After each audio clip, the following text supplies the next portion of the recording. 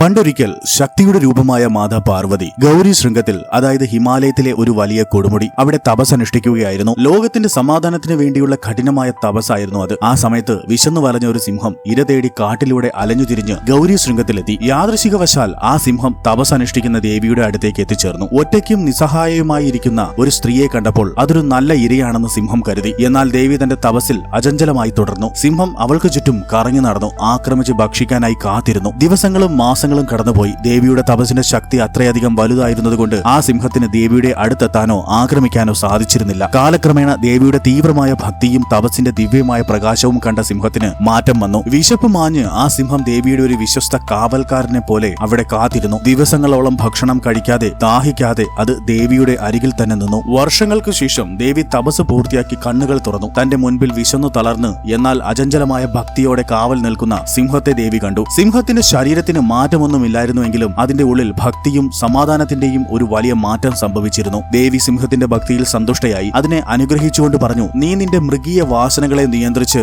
എന്നെ കാത്തുനിന്നു, എന്റെ ശക്തിക്ക് സാക്ഷ്യം വഹിച്ചു. ഇന്നു മുതൽ നീ എന്റെ വാഹനമായിരിക്കും. എന്റെ എല്ലാ യാത്രകളിലും പോരാട്ടങ്ങളിലും നീ എന്നെ വഹിക്കും. ധർമ്മത്തെ സംരക്ഷിക്കാനുള്ള എന്റെ ശക്തിയുടെ പ്രതീകമായി നീ എന്നും വാഴട്ടെ. അങ്ങനെ മൃഗീയമായ അഹന്തയെയും കോപത്തെയും കീഴടക്കി സിംഹം ശക്തിയുടെയും ധൈര്യത്തിന്റെയും പ്രതീകമായി. ദേവി ദുർഗയുടെ വിശ്വസ്തമായ വാഹനമായി മാറി. അങ്ങനെ ദേവി ആ സിംഹത്തെ ഭഗവാൻ ശിവന്റെ അടുത്തേക്ക് കൂട്ടിക്കൊണ്ടു പോവുകയും നടന്ന സംഭവങ്ങളെല്ലാം മുഴുവൻ പറയുകയും ചെയ്തു. സിംഹത്തിന്റെ ഭക്തിയിലും വിശ്വസ്തതയിലും പ്രസാദിച്ച ശിവൻ അതിനെ തന്റെ കൊട്ടാരത്തിന്റെ കവാടത്തിൽ കാവൽ നിൽക്കുന്നവരുടെ പ്രധാനിയാക്കി നിയമിച്ചു. അങ്ങനെ ആ സിംഹം സോമനന്ദി, കേസരി, ധാവോൺ എന്ന നാമങ്ങളിൽ അറിയപ്പെടുകയും ചെയ്തു. മാതാ ദുർഗയുടെ വാഹനമായ ഈ സിംഹത്തിന്റെ കഥ നിങ്ങൾക്ക് ഇഷ്ടമായാൽ ലൈക്ക് ആൻഡ് സബ്സ്ക്രൈബ് ചെയ്ത് കമന്റ് ബോക്സിൽ ജയ് മാതാ ദുർഗ എന്ന് ടൈപ്പ് ചെയ്യൂ. ഹർ ഹർ മഹാദേവ്.